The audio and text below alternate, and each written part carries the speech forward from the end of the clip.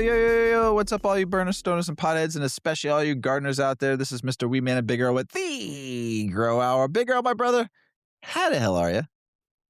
I'm good, man. How you doing? I'm doing great. You want to know why? Hell yeah, why? Because it's been a hot minute since I've seen you, and I love you so much that I'm so excited we're recording tonight. Me too, dude. Me too. I'm excited. We haven't been getting on like we used to, but we very excited.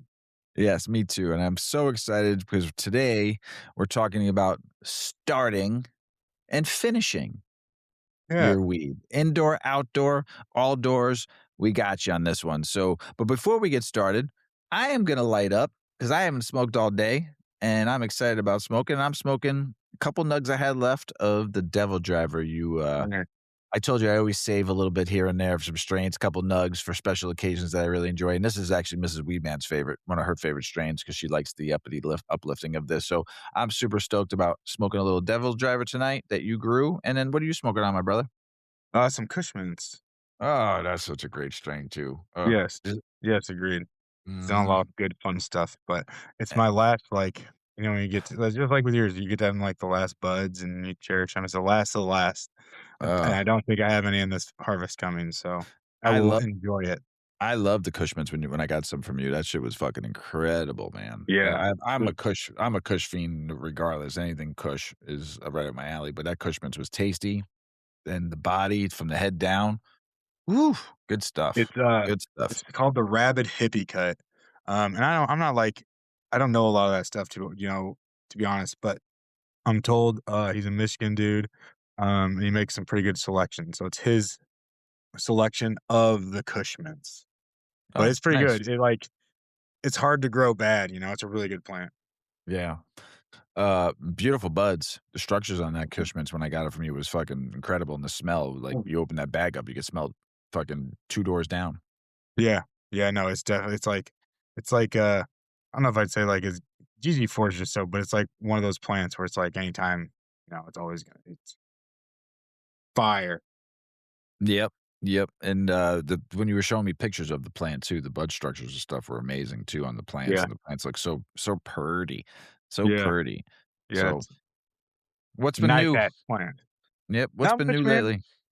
Not much, dude. Tracking along as always. Having some fun in the garden and, you know, doing You g a few things here and there, prepping for outside, finishing off some stuff indoors, which is kind of how we came up with this topic. And looking forward to the spring and fall or spring and summer to get some of these plants, the garden going, all that fun shit. Yeah, the garden, I love it. I can't wait to get my outdoor garden growing this year, so that's all I'm gonna be Yeah. doing this year is outdoors, so since we got the new property, so I'm gonna be doing all outdoor this You're year, gonna grow 5 five plants. monsters. 5 is we'll see, because I don't know if I'm gonna plant these in the ground this year. I think I'm just gonna do pots. I think I'm just gonna do small pots and put them on my patio this year for the first year. Mm. I really wanna learn the property first before we start planting stuff in the property. I wanna get some soil tested and see what I need to do there. But I know I also That's wanna a good do those idea. big I also wanna do, like, the big, wrap around, build the mounds up. I forgot what those are called, but build the mounds up and then wrap it with that mesh that I've seen people do before, outdoor grows and stuff, and then Yeah. let Kind it of like a go. personal raised bed. Yes, thank you, a raised bed, Yeah. that's what I wanna Yeah. do, so that's probably not gonna happen for another year or 2, so we got like I said, I need to feel out where I want stuff to go and grow. We have some areas, but this year I had my house faced north-south, so the Yeah. sun comes right to the patio on in 7 a.m. The sun is hitting that patio, so and it stays on that patio until about 4 o'clock. They're gonna blast. Yeah, so I think I'm just gonna put 10-gallon fucking mesh pots and raise them up a little bit so they're not touching the ground, Yeah, and, it's probably a good idea. yeah, do that this year. And then figure out maybe next year where I wanna do it, but they're gonna get whacked with sunlight though, and in the morning dew because of the pond and stuff like that, and, it's just they're gonna get blasted every day, it's gonna be great. I can't wait. Yeah. So, super Yeah. excited. Just this year, I might put my tent up, not to grow in, but to dry in, just because, when I did that outdoor grow, last year, I didn't have a good proper place to dry it, I just dried it in the basement because I had taken my tent down, it's still dried, cured fine, but it wasn't like what it should be. The Vegas candy that I grew that came out phenomenal, but, Yeah. it coulda cured better, but this year I gotta find a place where I can dry everything properly, whether I set my tent back up with a humidifier in there or find an area that has, like, really good place to I have a lean-to, a garage lean-to that Oh, that's cool. I could probably Yeah. dry in there. Yeah. So but when you come up, you'll have to let me know. Like, "Man, this isn't good enough. Sure. Put the tent back up." Well, because if I grow outdoor, these plants are gonna grow, 6, 8 feet. I'm gonna Be try to grow them monsters, that dude. tall. Yeah. So and, that's the thing. So that I might not have room in my 2 by 4 by 4 tent or whatever the hell it is, and, You know, so I don't like drying on screens, but it's always a possibility instead of doing, like, full plant, you just, like, buy the stacking screens, they'll yeah, I've stack, seen like, 7 you have to mhm. go in, you wanna rotate them pretty often, and you definitely want a fan in there, like, doing your thing, but, you don't wanna, like, nail them. But, Try it it that way might instead. I mean, you might be able to get more, especially if the height is gonna be too tall. Because like, Right. if you go outside early in the season, even if you're cutting them back, like 6 foot is going to be very small for like an outdoor plant is gonna go. I mean, it's Oh, a yeah. 10-gallon bucket, so it'll be nice, Yeah. but like, eventually if you go into the If ground, I those grow it things in a are gonna s be monsters. I mean, I've seen plants 12 to 14 feet tall, Yeah, outdoor grown in soil, in the raised beds and shit. I've seen, fucking and they're, like, probably 10 feet, 15 feet wide with just, leaves all the way up. I don't know, monsters. that kinda cutting ain't fun, though. That kinda trimming that Yeah, kinda, like, fucking cutting that all shit down to get your buds is not fun. it's a day. It's a It's a plant a day's work. Like fuck. Yeah. Yeah, So and, it's not easy to control, your pest control too when you have trees that tall, yeah, sure. so when I grew that outdoor plant, it only grew to about 6 feet. That was manageable, very Yeah, manageable that's nice. to it was really nice. So if I get 5 of those at that height, Hell yeah, that's what I'll be excited about because the buds I got on those plants were monsters. So they were yeah, all beautiful. So but enough about me. Um Let's start with inside first, and then we'll talk about outside. So, tell us a little bit about, yeah. like, how you start inside. Yeah.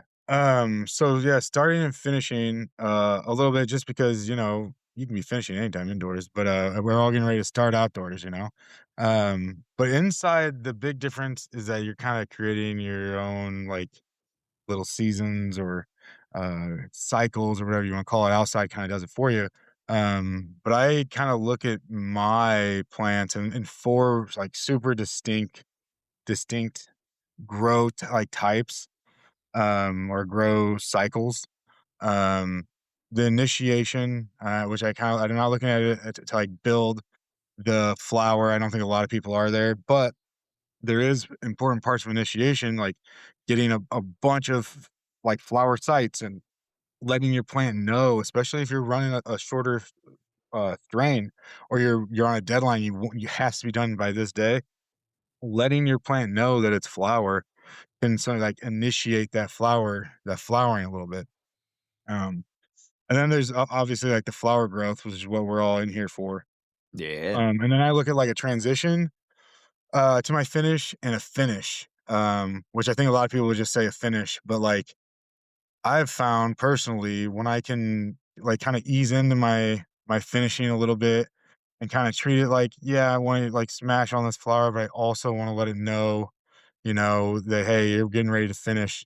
I can get like better colors and just like I like the effects of my flower and the flavors of my flower a little better. They seem to mature a little bit more for me. Hmm. Um, so yeah, the initiation, the flower growth, which is the big one. That's like, weeks 3 to 6 probably. Initiation for first 2 weeks for sure. If you try to push that out, you probably like use veg, um, do some, we'll talk about it a little bit. And then I like to run 10-week strains, 9 week sometimes, but I try to push them. Um, Week 3 to 6 of hard flower, 7's at transition, and then those last few weeks for me, like, it's two finishing weeks and a flush, so that can also be a finishing.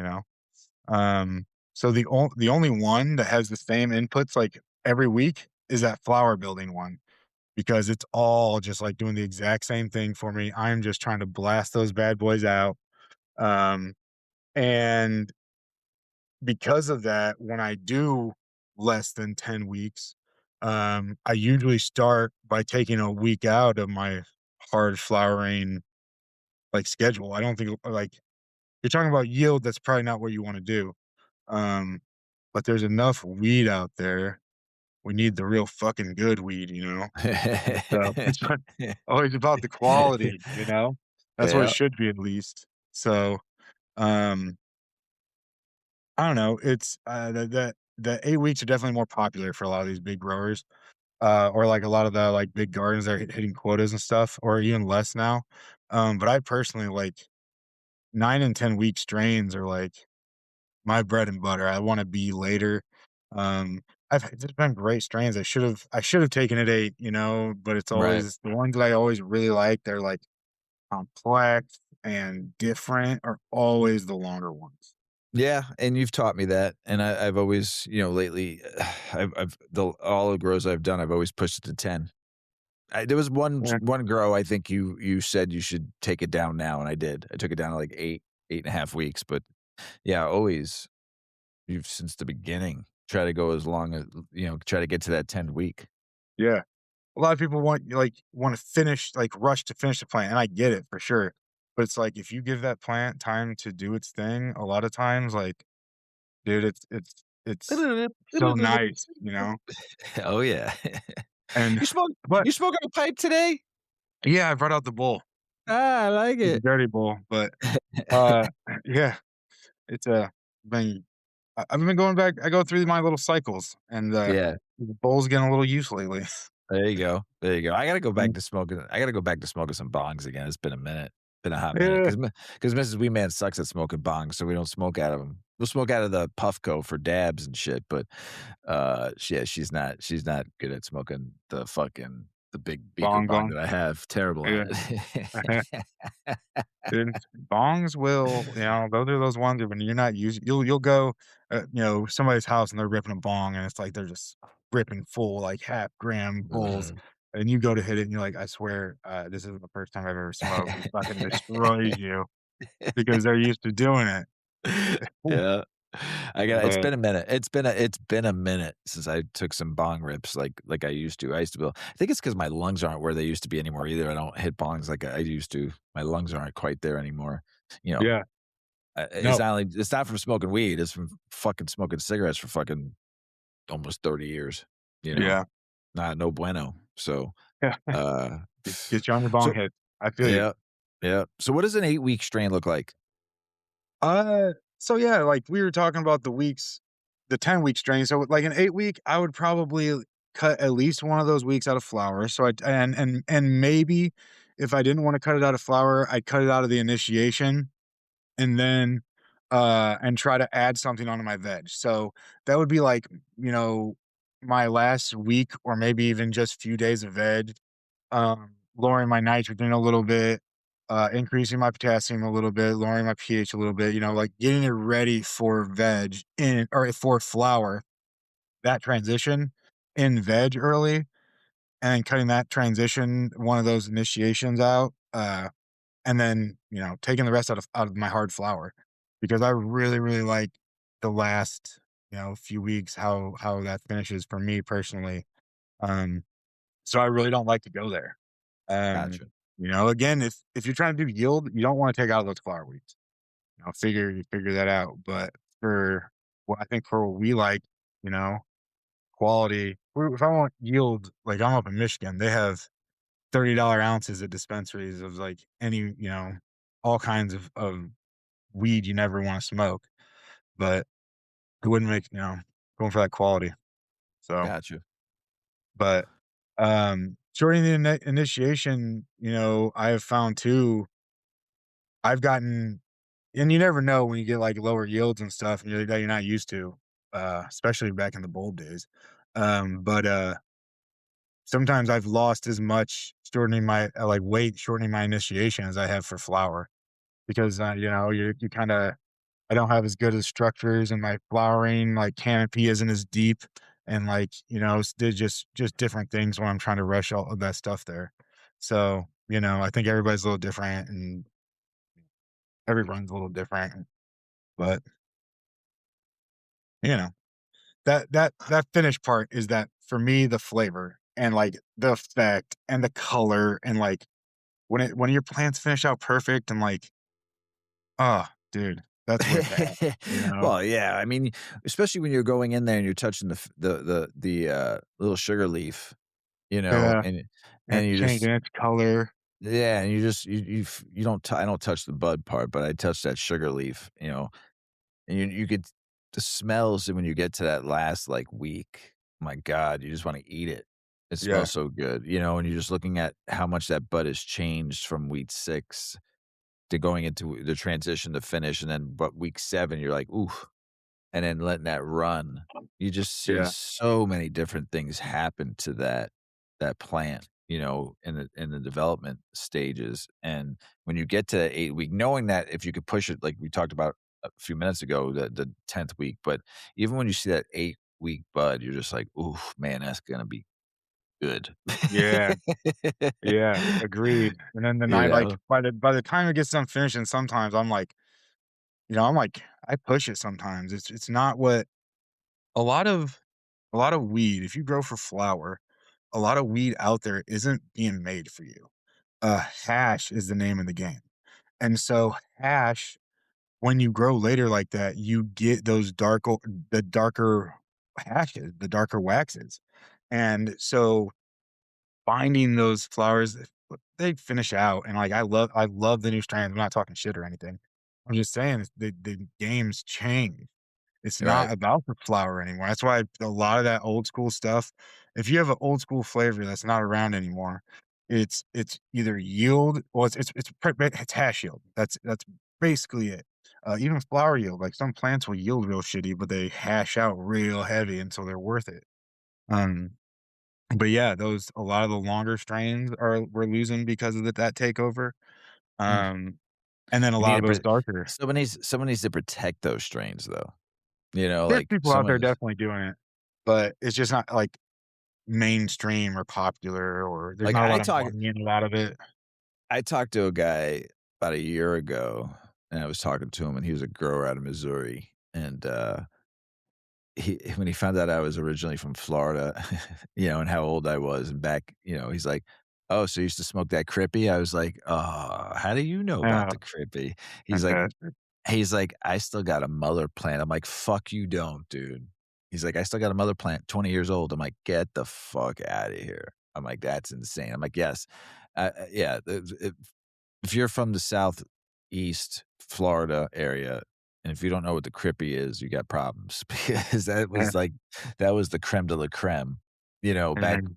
in the early '90s, mid '90s, when you got that Crippy, you were like, "Oh, baby." Yeah, When it came around. so I was looking for. Yeah, You know, yeah. I didn't have a weed that at least I knew of like that in my area, but I definitely remember, like, my first times with, like, good weed.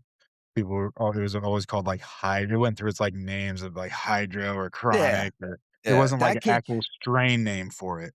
so the Chronic, first time I smoked well, they said it was the Chronic, but it was like 91, 92, maybe? Someone said, "Oh, I got some Chronic from Cali." I was like, "Oh, Yeah, never," you're like, "Okay." But, hy when you started hearing people mention the word hydro, they called it dro, and that was like late '90s, early 2000s yeah. is when I started hearing people call it hydro or dro. You got that dro, because people were growing hydro in their in their Yeah, houses. the growth, like, the growth ads. Yeah. There were growth ads all the time, like, it was interesting watching some of them, as, like, some of it was the technology boosts, and some of it was just, like, online forums, people being like, "I did this," and then all of a sudden, everybody goes there, or people see it, and it just becomes this thing. Well, But in the early '90s, there was no online forum or thing. It was this yeah, guy showed this guy how to do it, and that guy went his way, maybe worked a year in this dude's house, and then he went off and did his own thing. Figured You know, his thing worked out, yeah. yeah, basically was learned, but had to do all the fucking manual labor shit to learn. That dude taught him, and old hippie dude or something, you know, because like I said, when I learned that these guys were growing hydro, the early 90s, I would say like not early, but 94, 95, 96, and they showed me their setups. I was like, "You're not growing that in like dirt?" They're like, "No, man, we got this whole trough system, water system in this room here." I was like, "Holy fuck!" And they get 1,000 plants per house. You know, Yeah. Smashing. fucking insane, I insane. mean, back then too, a big thing was, like, getting getting dirts and soils, and it was suspicious, it was heavy, like, especially when that Grodan came around or you could wash your clay pebbles, you didn't have to take things in and out as much, you didn't have to get rid of your trash, like, trash was super sus, um, and so having that light ass Grodan glass string or, all that kinda stuff was could be beneficial, you know? Mhm. So it was It like worked. passed down over the generations of how to get to that point to be able to grow in houses. Kinda crazy. Yeah. Yeah, yeah. Dude, I don't know if I've ever talked the first time I grew weed was straight hydro, and I bought this little, like, recirculating it looked like a window, like a box you'd hang out of a window, Mm, like a flower box, you know? But it was that's indoor, cool. it was, like, double layered, and it had the baskets with the clay pebbles in it, and I had this, like, little ass fucking light, like, bulb, and I was like, "Fuck it, I'm going for it." And it, like, broke a couple times and things disconnected, and it flooded my closet, and I got, like, a couple apes total off of the one plant that survived, uh, and, oh, man, it was, like it was an eye opener. I was like, I might have to do this a little differently, maybe," but it was the way, though. That was, like, an easy kit. Right. It didn't get any easier. Hey, if it was easy and you got some weed, right? You're good. Yeah, and, like, for me back then, like, I didn't dry it or cure it right. I literally just cut it off and, like, laid it on top of my dresser and just kinda, like, rotated every night. I read some stuff, but not much. Right, I didn't know anything. right. So, So let's transition though. So what's the proper transition to finishing the flower and the finish itself? um, yeah, I mean, really, when you properly do it, it's to me, everything is better except for the THC. Hmm, Um, interesting. yeah, it's and so, like, sometimes if it's a true, um like 10 weeker or if it's like, some plants run longer. You can like hit that real nice THC, but when you're using some of these 8 or 9 week strains, you're trying to push them a little bit, which I'm not like you can run into problems doing that too, you know? But if you're not working with something perfect on and you're trying to like keep that schedule and you like running 9 and 10 week strains, which like if you're running a few different strains, it's like, sometimes can be difficult to at least for me, when, being like, I like to harvest my areas together, I have, like, different areas, sometimes they don't run together, so Right. So food finishing that all is run together, like, it has to go together. so finishing that plant properly is key, right? To Yeah, that yeah, finish oh, yeah, line. Yeah. yeah. Dude, all those for me, it's key. It's as key as for sure the hard flower part, it's the most important thing to me for how I like my weed to be at the end, and not to mention, uh if you run wax, if you like making dabs, which is a lot of this shit, and you are not properly finishing your plant, your dabs, especially if you have high nitrogen, your weed first off is gonna taste goofy, and your dabs, it's gonna come through and your dabs heavy. And so like and it might be, some of the other strains or some of the other nutrients also, but for me, I found it with nitrogen. Like, I was Gotcha. having, like, this super fire flower, and I was like, "Man, like, these dabs aren't coming out very good," and it was because the nitrogen was running heavy, and I had somebody just pointed out literally just pointed out to me, a friend, that grew for a real long time, and I was like, "Oh, really?" And as soon as I dropped it, I knew that that was fucking up. That Gotcha. was a long time ago. Well, I mean, it's always good to have a friend, right? Yeah. I That's the mean, we thing have we're gonna miss the most with shops, dude. The grow shops being gone is such a tragedy to the cannabis yeah. community. Because there was so much information, so many people there. The I wouldn't say like bastardizing, but like the drop in like caregivers and stuff like that. That was like, you know, That was the good real days. yeah, that was like real stuff. And there was all Right. that stuff before that too, but the caregiver was somebody in my experience that cares that, for the most part at least, they have their patients, they have people that like truly benefit from them like mastering this craft. And it goes a little more along the lines of like what me and you believe for cannabis and how the industry has turned out. It's like just not that, you know? So Nice. at least a lot of it's not that. Yeah. So give us a quick rundown. Um, okay. Um, a little, let's go with just like a few. Well, we've talked about like the initiation, all that stuff, a few tricks and different things, rundown of like how things change, from initiation to flowering to finishing. We've been talking about all that. So for me in initiation, uh, I'm coming from veg, I'm dropping my nitrogen just a little bit. I add way more potassium. I like do like a high potassium boost right away. Sometimes I'll even get that going in veg. But compared to my veg, I start my flower just slightly lower on the nitrogen, high potassium boost, so it does slightly raise in my EC. Um, I lower my pH a little bit, which helps it absorb the potassium a little bit better. Hmm. And if I'm worried about a timeline, if you're running a 9 trying to get done in 8, if I'm, anything like that, try using a 10-hour light cycle.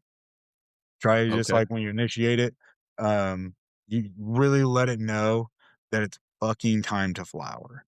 Um, when I start to move that transition over to flower, I go straight from trying to create bud sites to flowering those bud sites. Mm. I drop my potassium, raise my phosphorus. My EC does raise there too, and I raise my pH back up. That's gonna just encourage more of that phosphorus be taken out. Um, and it's pretty like other than that, like I run it pretty normal. So the PK boost, what they call it, a normal like food line, if you will. The EC anywhere, coming through veg, I want it in my low 2s. I like mine. But I run cocoa and I feed to a decent amount of runoff. So like the whole EC and why I haven't brought it up more like specifically is because of that. If you don't run as much runoff, if you're running a different substrate, like my EC and your EC, you'll want a little different. Gotcha. So, it's a very like aggressive feed. Um, and then finishing the plants, that's where there's, like, a few different things that I like to happen. I like to lower my temperature every day or 2, just a little 1 degree, not every day, but I've started off every few days. By the time I get to the end of it, maybe, like, you know, lower it 10 degrees total, but just not all at once, like, week by week, I like to put it into there. I drop my nitrogen, as soon as I start those last few weeks, like, I start to drop my nitrogen, and when I'm actually, like, finishing the plant, my nitrogen is gone. Wow. There are some plants that like, it's not, like, 100% gone, but any, like, additive, like my calcium nitrate turns into a Cal Mag, which does Mhm. have some nitrogen in it, but just not as much as the calcium nitrate, and so, yeah. So, I do some little things like that, and I do some, like, organic, calcium too, when I 'cause I take out the calcium nitrate. But, yeah, start dropping your nitrogen out. You don't have to take it completely out right away, you don't want to, but you want at least a few weeks at the end. If you run a 10-week strain, like, at least a few weeks of, like, as like, low nitrogen for me. The last 2 weeks can cut almost out as much as possible. I mean, the last week straight flush, but the last 2 weeks of, like, feeding cut out almost as much as possible for me. Mm. Um Raise up the potassium again. Take some just comes in. I find it helps it just kind of like finish just in general a little bit better. That you can drop the pH with that. That's the potassium. When you add the potassium, you drop the pH. It allows that potassium just to go up a little bit. Mm. Um, I run a slightly lower pH than soy grown in soil. but in cocoa, I bounce between, like, in my flowering stage, like a 5.7 and a 6.1 start, and, like, the 5.9, 6.3 finish, like, when I come in to try to readjust it a few days later. But in soil, you'll wanna be Oh, considerably over that. And if you're running straight, like, hydro, you might, I've seen hydro people run all kinds of different stuff. So, but yeah, just lower the pH with the potassium is a big thing. And then start to increase your water runoff too, and that's something you can do with initiation. So, like, if I'm when I try to change a change, like, want like go from my veg into my flour and then into my, like, initiation and my hard flour, um, I'll do a couple really heavy feeds, or like one flush feed followed by the new food and try to initiate like what that plant wants at that stage. So try to flush out some of that old stuff, bring in some of that newer like NPK and micro numbers that you wanted to work with. It kind of let it know like, hey, this is that transition. This is what's up. And it just always helps. For me, I feed so aggressively. It always helps. I'm always doing like a little, "Hey, I should probably flush this a little bit." We're getting a little hot heavy on my EC. Probably flush this a little bit, all about you know? that EC, yo. So tell us about how you deal with them pests, those little buggers, little fuckers. Yeah, dude. So pests, I think the worst part about all that stuff is deep in flower. Uh, all of us have probably seen that where you're like, "Oh, no, I have a problem," and you're, like, weeks into flower, and or maybe even deeper. Sometimes you come in, you're like, "Oh, no, I have a problem," and you're, like, towards the finish. Um, there's a few different things, I mean, not even a few different things that I would use, but there's all kinds of stuff out there that says, "Hey, good to the day of harvest," and all this and that. What I know is that, like, anything a lot of stuff you spray for sure, maybe not anything, is gonna be there, right? Like, you're spraying it on your flower. So, anything systemic, you never spray in flower or, like, in veg even on a lot of them because it's like, first off, it's systemic, it's not made for cannabis probably, and secondly, like, that's exactly what it's in the like, it's there. It's traveled through the plant, it's on the plant, like, you're not spraying in a veg bag, no, don't spray that shit on your flower. Anything with oils, not a big fan of. Um, I mean, I think that's, soaps, Oh, alcohol. self-explanatory, right? Yeah, but some of these things are like you read it and it's like, "Oh, this has some soap, this has some alcohol, and this has some oil." And it's not like huge numbers, but it's like, this says you can spray it up to the day of harvest, and it's like, ugh, like, I listen, it's if you're gonna lose your crop, having, some of it on there is probably a little better than, like, not if that's how you get your meds and shit. Um, everybody's a little different, but I have just never, uh, been been a big fan of that, you know? Gotcha. Um, but the alcohol, is because it can I've had it dry stuff out, and I've had, like, just not, like, heavy in flour, like, up to week, like, 2 or 3 until, like, that hard transition to flour. I'm I'm cool with, I like oils and alcohols and soaps a lot, but whenever you start to, like, form that flour itself, um, the only thing that I will spray is, xeritol, and that is because it completely breaks down and is off of everything it hits, um, it's called Xeritol. I think it's by a company called Biosafe. I should have put that in the notes. Uh But it's basically just H2O2 is what it is with a some kind of, something else in there, but, um, straight H2O2, I'd be okay with like an RO water too. Like, I only Mhm. use my RO for my humidifiers, I don't use it for, like I run a carbon filter and a sediment filter for my reservoirs, but my water's pretty good here, and my humidifiers, if I don't run an RO, they'll, like they're not very clean. So I have to, Gotcha. like I unhook a humidifier and I have if I have to run when I, like, clean in general with the H2O. Um, Okay. but yeah, H2O, H2O2, sorry, not H2O, H2O2, hydrogen peroxide, um, I believe is or uh, or concentrated one isn't called that, but, um, it works really well, and if you hit bugged with it, it will kill those too. Hmm. So, like, it's not, like, systemic at all or anything, but if you have, like, a population, first off, if someone's super infected, like, if you're seeing webs or, like, things are Yeah, dying from this. what do I do with spider mites? The fuck? Yeah, Tell me. dude, that Tell me. if I'm seeing spider mites deep in flower, first off, like, paying attention through flower, you shouldn't get to that stage because the succession of that is, like, seeing some leaves kinda, like, look this certain, like, splotchy kinda way, and then they'll like, when they're making webs, they're pretty deep in there, Uh, um, and so if I saw web, if it was that deep, if there was, like, a very specific area, I would try to ditch that area as much as possible, and then I would come in and spray with a zero tall. zero tall. That's what I yeah, and then I would it would it at that point, it's a balance between, because, like, you don't ever want to spray anything, but, a zero tall and RO water is about as clean as it can get, What's and, RO water again? For all those out there. or Eh, so an RO is a reverse osmosis system. that's It's what I just wanted to make sure straight I knew. water. So that it doesn't have any of, like, the tap stuff in it, and that's just so you're not spraying, like, they have, like, chlorines, and they add Yeah. minerals and The fluorides pla and different stuff. that chlorine will kill your plant, ladies and gentlemen. All you burners, stoners, and potheads and gardeners out there. Your You biology too. If you try to yeah. grow organic at all, let it sit. If you let it sit for a while, um, Just put it out. you know, If you gotta use tap water, it's all the source you got or you can afford.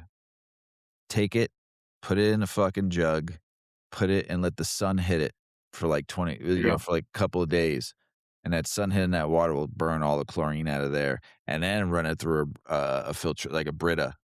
That's what I did, There you go. you know? Nice. Yeah.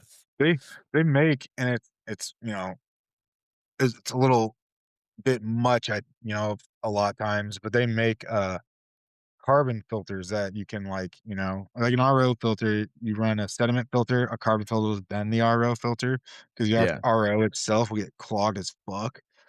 But if you take that RO out, the carbon filter and sediment filter alone, they don't take out minerals and stuff, but they'll, like, clean the water, and I mean, they'll take out the chlorine and stuff, is what I was told at least, Nice. but And then that's how I've been ran it. It's been working really well. going back to the shitty ass spider mites, um, Yeah. Yeah, so so the if I saw the spider mites, right, if it was small amount, I would pluck the leaves, and I would treat that area with H2O2, and I just keep an eye on it, if it gets to a situation where you're like, "I have to," more leaves are popping up, um, I would spray it again. I use DE in from veg, like, I spray in veg my DE, um, and so a lot of times that's on my stems, so I have that working for me a little bit, and, yeah, that's pretty much all, when it gets too diet much, you gotta call a loss. Diamascus Earth, ladies and gentlemen. There's a ton of Savior. stuff out there. There Savior. there's Savior. a lot of companies who have done a lot of research, and I don't, like, distrust any of them, and a lot of them say you can spray up to the day of harvest, and you can do this and that, and you can pass tests, but it's just about, like, first off, there's a time where you lost the battle, and so, like, not just admitting that just prolongs things. Um, but if you're diligent and you find them in really small amounts, you shouldn't get to that point. Like, everybody gets a bug. If you have a garden, you're getting bugs. Especially if you're going harvest after harvest after harvest, and, if you're, like, popping seeds here and there, sometimes you don't ever have to deal with anything, but if you, like, continuously have a garden, bugs happen. Um, but if you're diligent and you're, like, watching, a lot of times you don't even have to spray. You just watch. You watch. Having yellow cards out is great. If we're getting into the IPM talk, yellow cards allows you to see flyers, to see this, to see that, and to, like, get in there and see if a population of something is building. Um, I don't know if we've always talked, like, observing your garden in general, Yep. and that IPM, you're gonna, you know that's all it is, a system of give and take. Yep. So tell us, we're gonna go now outside 'cause the weather's Okay. starting to change for the good here.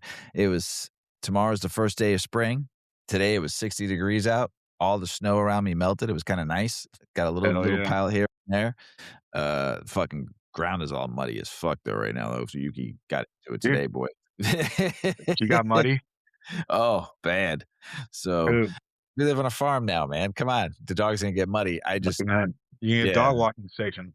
Yeah, we got it. We got her, but still, it's just that fucking whole entire ground outside was just that snow melted. Like, when I left my house this morning, the snow was still on the ground. It was still had, like, at least 2 inches. When I got back, I saw my grass, and Dude, so nice. spring It is melted, melted. spring is coming, folks out Nice. there. So tell us a little bit Hell about yeah. the outside grow. Outside, yeah. Well, yeah, outside, your biggest enemy outside is definitely the weather and, like, bugs and, like, everything that a room protects you from. The reason we live in homes. Um, a big thing for me is treating in my area. So, like, not just, like, planning somewhere, finding, like you said, finding your space on your land, um, figuring out your lighting, um getting the ground prepped, getting biology out there if you want. I like black tarps over areas for sure. First, it'll kill anything under there, and let that if you kill a that plant dies, and then all the nutrients go back down in the ground. Shit like that. And it can be good for biology around there. It can jumpstart a lot of that. Um, and like we said though, just to bring it up, now it doesn't have anything to do with prepping. Prep as much as or little as you want, but if you put your plants outside too early, like, these things will get massive if you're going into the ground. Um, you give them the right food, they got the right sun hitting them, it gets dialed in, and you get, like, all your initiation outside kinda does it all for you, you know? So the stages aren't really it's like, you can say they're stages, but you're not choosing them, you're not doing anything to change them, maybe changing some pH in food. Um But yeah, it's do not put them outside too freaking early. That's all I can say. Because That's what you're happened to right. me. When they Ha get too big, but it unmanageable. it happened to me when I got that cut from my friend, and I had it in the front facing window, to start because it was a clone, and then I was going on vacation. I'm like, "Oh, if I leave this thing here, it's gonna die." So I took a 50-50 crapshoot, and it was, a couple days after 4/20. I'm like, "Oh, April going into May, early May, you never know what's gonna be like in Chicago. Could be fucking 90 one day or fucking 30 one day." And I'm Yeah. like, "If this thing survives when we get back from vacay, it's a miracle this plant's gonna live." We got back, and I was like, "It's still alive. It's alive. It's alive." It's a And got a badass. beautiful plant, but it made it. So, and I was nervous Nice. because it was like I said, it was the end of April. It was still the weather got down, I know, to the 40s a couple times when we were out of town. So I was like, "Oh no." But it came back. Survivor. Survived. Yeah. Good genetics, good genetics. Yeah, yeah. Yeah, that's a thing. I'm sure in hemp there's a lot of that, but we don't really have, area like, regular market cannabis, you don't grow you're always everything's inside, Yep. Like, you're not growing weed that's good for your climate, you're growing whatever the F is getting you the most money, most time, Yeah. you know? But yeah, if you can treat it last season, I think that's always best for me. Treat it, at the end of the season and then come back to it and try to get to it, I'm in Southern Michigan, and I had similar weather to you than you, and, now is probably when if you're doing it in the spring, for me, I'd be getting out there and, just cleaning things up, getting stuff going, seeing what I need to do for the spring to get stuff where I want it to be, and then, trying to prep my ground. As much as last season is best, there's a lot of stuff to do at the end of the season, and I don't always get to all that, but I'd like to. Um, I would like to prep last year, but yeah, I'm gonna start that this week. Getting all Nice. my outside, kind of getting together, and It's gonna be nice this weekend. It's gonna be 70 degrees, they said, so this is, like, the yeah, perfect way to get clean up and going. Yeah. yeah, late 60s here, and I agree. That's what I'm here Yeah. for.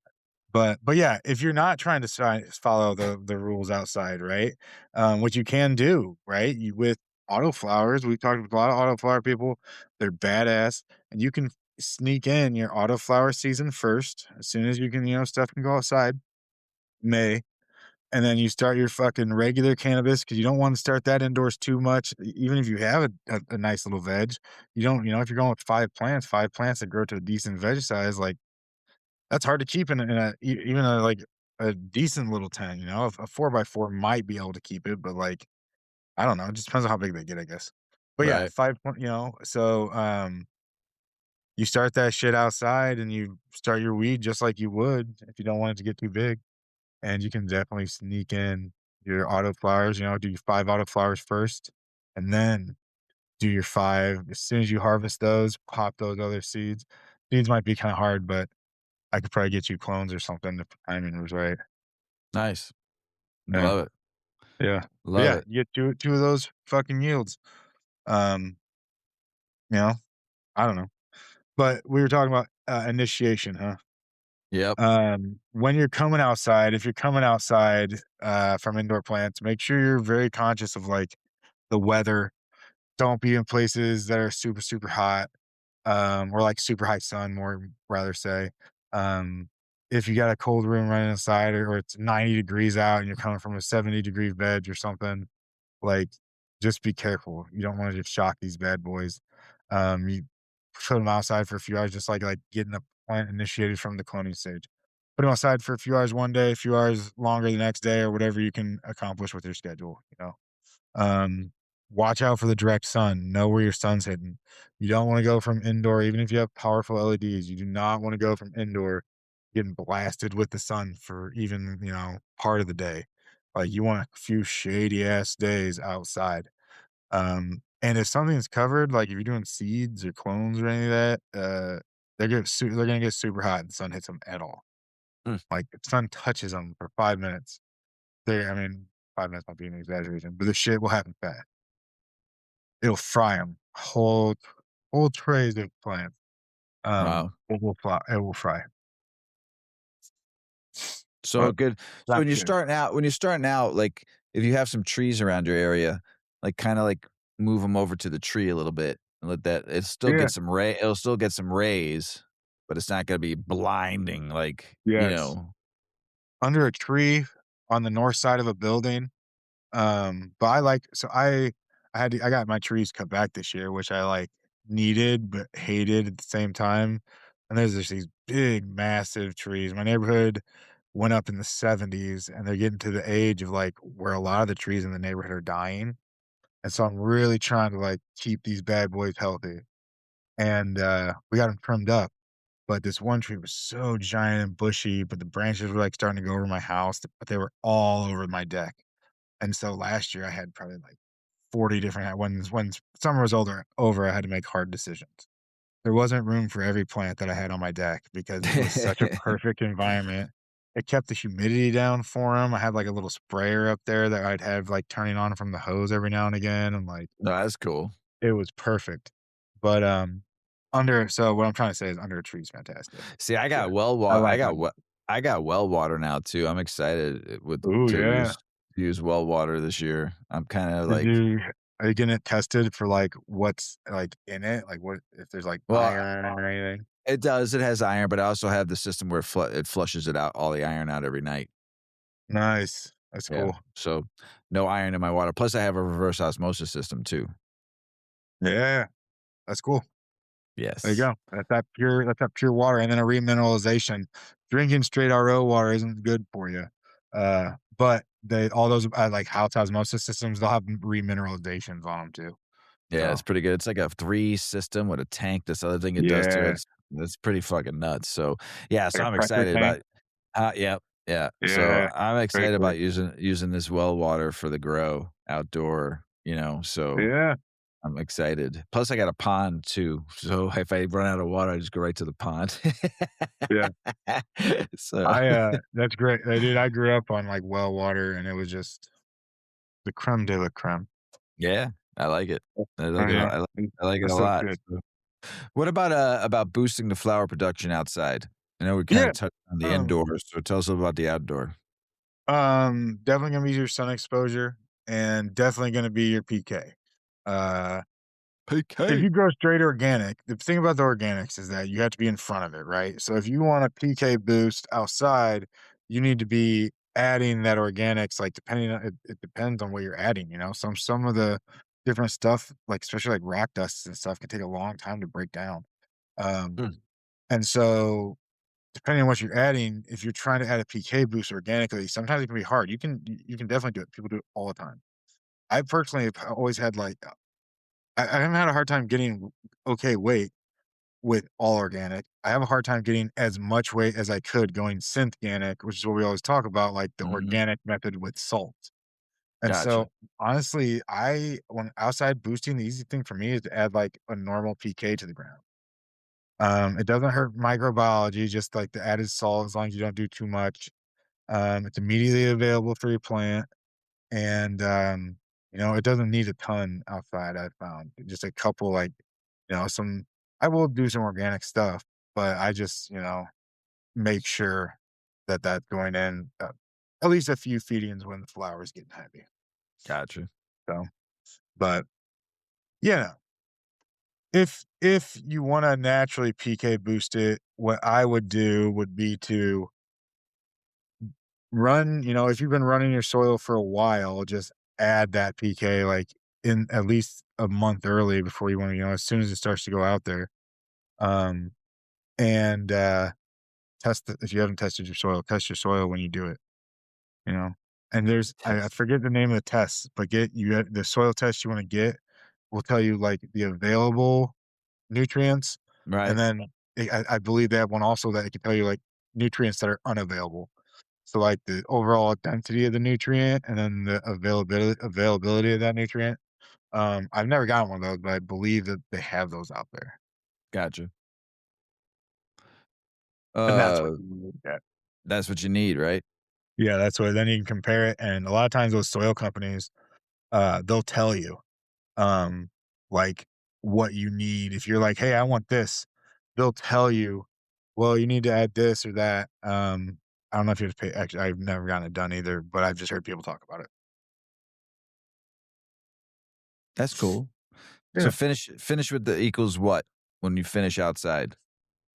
Um Being outside, like, the season takes over for you, but the big thing to me, my focus when I'm outside goes to bugs, the disease that creeps in a lot of times in the fall that you see, the cold and the moisture for sure, especially up here in Southern Michigan. Um, the For me, one of the hardest parts is, I mean, when you get to, like, powdery mildew or anything like that outside, it comes from somewhere else, it's, like, floating from somewhere. And I have found when I treat, like, my yard with diatomaceous earth instead of just my plant, and I like skim milk outside until I start to flower, it lasts kind of, like, surprisingly long. It changes the pH, uh, I'll use it on, like, veggies and stuff too, not when they're growing the fruit, but skim milk specifically has an enzyme in it that changes the pH of the leaf surface or something, Huh. um, and so I protect, in the early spring. And then but when they start to flower, there's not, it's floating around, it's floating around. So I will treat my yard also. Okay. Just like I can't do any more than that. Yeah. But I found that since I started doing that, getting bugs into my basement or any problems on my basement, um, went down to like a lot. And I had somebody once tell me who ran a lot, like he'd grown a lot of pretty good weed around the country. He said, if you have dogs, they're gonna bring in bugs, Yep. and I was like, "Fuck, I do have dogs." And so that's where I was like, I have to if they're running around the yard, which I want them to do, I gotta treat my yard." And Yep. so, I like diatomaceous a lot for bugs in my yard. I put it all over my whole base around my house, windowsills, around every I probably look like a psycho out there just fluffing up DE. Do you use one of those shooter things, like the little Yeah, sprayer? so Yeah. same concept, but I like this one that, like, goes up and down and it sprays out of the bottom instead of the back. I Okay. do have one out of the back, and it's a little bit bigger, and I do like a nozzle on it because it's like the 'Cause you flat 'cause one. you 'cause you add water to it to kinda liquefy it, right? Or do No, you not just when or I you spray just the powder? yard. You just Yeah, straight powder? Okay. when I spray my garden inside, I put 50 grams in a gallon. Okay. But that is because if you try to spray you can still dust things inside of one of these dusters. Yeah. You are not like, it I've made the mistake. The room just fucking filled with the dust of the Yeah. diatomaceous earth. It's not good for you. Right. It's, like, hard to if you're really getting plants, it's, like, hard to breathe. Even Yeah. outside sometimes, it's when the air blows right, it's like, "Oh, shit." But it just works really well, you know? Yeah. I had to fight with these ground bees for a few years, and since Mhm. I started doing that, I haven't they don't haven't been bad. They used to fuck me up, dude. Every year they're somewhere else, and I go over 'em with a lawnmower, and, like, for 3 years running, all of a sudden, I'd just be getting stung, and then I have to, like, by more than one, they're coming at Right. me, and I had to, like, r every time I ran off, pushed the lawnmower to the side and ran off. Right. It's those things suck. That's crazy. But, yeah, the airflow is always nice too if you know a spot with airflow. This how much sun you're gonna get outside is gonna be huge. We already talked about that. And don't for you can use the H2O2 outside too. You gotta I know some people they'll clean their flowers, and I mean, that's when you're outside sometimes it's just you got all this stuff all over them, they're just getting nailed on. Sometimes cleaning them, it can come out better than having that dirt and stuff on them. Right. So, we don't judge. Uh, Everybody's been growing all kinds of delicious medicine outside and inside, and outside gets the elements on them, and it might not, but, um, it makes some super good flour. You know, I and tell when you you're what, outdone, man. yeah, Tell you what, that outdoor flower I grew, I mean, I'm a believer. good. I always have been, but I'm just saying, it's just, outdoor is different than indoor, and I can tell you what, I've done both now, and, Um, I like 'em. I like the outdoor. It's just something different. it's like and hopefully it's not offensive, I know some people don't like, but it's like fake meat and real meat. It's like the fake meat's trying to be the real meat, right? It's got better quality in some ways, and it's more humane and all this and that, but you can't copy that real meat. You can't it's you can't copy that real sun. Well, you can't But that's you right. can keep That's right, 100%. The real sun is the shit, but go ahead, sorry. no, I mean, but then indoor you can keep the bugs off and all those nasty Yeah, problems, and you can, like, you can finish a plant properly, you don't have to cut it down because it's supposed to rain for the next 3 days, and you right. wanna go another 10, but you're just like, "Oh, shit," like, if it's gonna rain for 3 days, like, Yeah, you every year something there's, like, a bad thing, so when that new aphid comes out or whatever the fuck, I don't know. Outdoors just has a lot of different problems to get through. yeah. Yep, I see So, that. I see it. monocropping in general. We can mix our garden, if you have a plant garden, instead of growing a bunch of weed by itself, put this weed plant over here, put some like, actual pollinating flowers around it. Put your tomatoes over here. They have all kinds of lists of that shit online. Yeah, But that monocropping in general allows pests that want or need certain crops to then conglomerate in that area. And in nature, it's never like that. And so and then when it is like that, you can get diseases that like take down forests because they're all the same tree, and stuff like that. But if you put some stuff that flowers around, you invite. We did this super cool thing last year that was getting all native plants. So we got all plants that grow in our area, yep. and they Uh, all flowered. They all dropped seeds, and I'm so excited because it's like, okay, so this year there's gonna be how many of these? you And, saw you saw our old house, the backyard had oh, the yeah, all that dude, whole yeah. It was all native plants. It was pretty That's special. awesome. Little Yeah, Paul put that that is together special. for little Paul put that together for us, and Mrs. Weedman did that in our yard, and it was pretty cool. And then watching them all Mrs. Weedman got collected so many seeds from to save, and You hopefully guys we'll gonna, plant like, them. grow them out on your property? Hopefully we'll plant them here at the new place. Yeah, not this year. That'd be cool. She has a plan. She met with a conservationist, so to, like, put a plan together for this property, and they That's cool. oh, yeah, so nothing this year. They want us to learn about what this property is.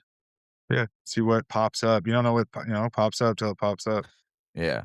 So that's the first year, and then they give advice to do from first year to second year to third year. So it's gonna be interesting. That's I'm cool. looking forward to it to see what Mrs. Weeman does. So yes, and Well, then that's cool. we'll prep. We'll learn the property, and then we'll prep, like you said, for next Yeah, year. yeah, hell yeah. Well, Yeah, and then, dude, that's gonna be super cool. yeah. But So yeah, I'm all that excited. diversity will definitely draw on the right bugs and the right, Yeah, everything. we got a lot of wildlife here too. It's fucking crazy. Coyotes, fucking deer, Dang. fucking badger, Yeah. fucking we got a couple muskrats, tons of different types of birds. Got a couple cranes already fucking flying, Big herons pond. and a couple herons. We got some mallard ducks. The geese I chase away. I can't stand geese on my fucking lawn. Their poops are terrible. They're beautiful birds, Yeah, but I just don't want them on my lawn. yeah. But yeah, the wildlife has just been crazy, man. We had coyotes run up on the fucking patio and chasing it because it was mating season, howling fucking like midnight almost every night, howling at the moon and shit. The fucking whole clan and Yuki starts fucking back at him. It's kind of funny. Yeah. Oh, yeah. Yeah, it's pretty sweet. It's different lifestyle. So quiet and peaceful, like totally different. I mean, I'm from the south side of Chicago. Yeah.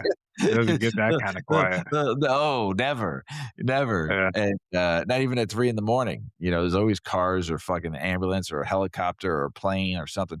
Here, bro, nothing. Dead. I mean, we're in our bedroom sleeping, and I'm like, "It is so."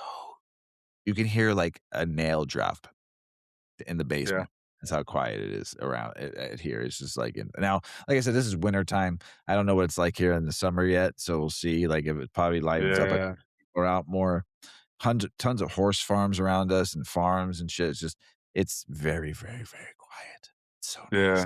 It's so peaceful. Just hear all That's you do is hear awesome. the trees blow in the wind every once in a while. It's kinda different than the south side of Chicago. Yeah, you'll start to love I mean, you already do love it, sounds like. Oh, man, That's it's so awesome. fucking I don't wanna leave the house. That's the problem. I don't wanna leave the You house. got to. It's so heavenly. I'm at peace, and I don't wanna Yeah, leave. So it's like, are you ever little Paul, uh, goes, wanted us to come they live in the city, wanted us to come to the city, and he goes, "Yeah, if you get the fucking old man out of the house," because he yeah. knows I don't wanna leave. Alright, just why don't you guys just come out here? I might tell him, like, "I've been to the city 1,000 times. Why don't you just come here and relax? Just come here Yeah, and chill out. Come out and fucking walk the property and with the dogs and just l I don't wanna leave. the Don't life, want baby. to leave. Heavenly. Hell Like, yeah, man. I don't wanna go anywhere. I just don't wanna leave. It's that's like, Mrs. Weeman's It's getting gonna get mad now. worse. It's gonna get Oh, worse yeah. as you get all your things finished and everything's, like, Ooh. perfect how you want it. Yeah, yeah, and started to grow plants and just yeah, I'm never Yeah, gonna leave. a Yeah. lot of obligations. Yep, yep. So, but, Plant obligations. any last words before we go? Yeah, no, I do have a last word. Listen, this is maybe something that people would have learned in the grow shops. You watch somebody's garden or you're doing something with somebody's garden, don't ever do some shit that person doesn't ask you to fucking do. That's all I can say. Oh. Don't do it, guys. You respect other people's Mm. gardens. That goes for like cropping a plant right in front of them to adding some kind of nutrient that you got with your good, results. Don't do it. There's etiquette to these things. Wisdom by Big You're Earl, watching ladies and somebody's gentlemen. gardens, you don't fucking do it. I love it. Wisdom by Big Yeah, Earl. that's it. Yeah. Everybody, we appreciate you listening out there. Hopefully you learned something. Yes. Big Earl, always a pleasure, brother. Thank you so much. Yeah. Everybody, take care of yourself. Peace. Check out our cannabis lifestyle brand online at 8decades.com. Our custom smokes and accessories are perfect for your coffee table, bedroom nightstand, or kitchen counter. They're designed for you to show them off. The Canna community is also loving our hemp and cotton blend t-shirts, sweatshirts, scarves, and hats, finished off with our 8 Decades logo. We've got some awesome long-lasting goods that will be your favorite for years to come. 8 Decades, because a ninth decade of cannabis prohibition isn't acceptable.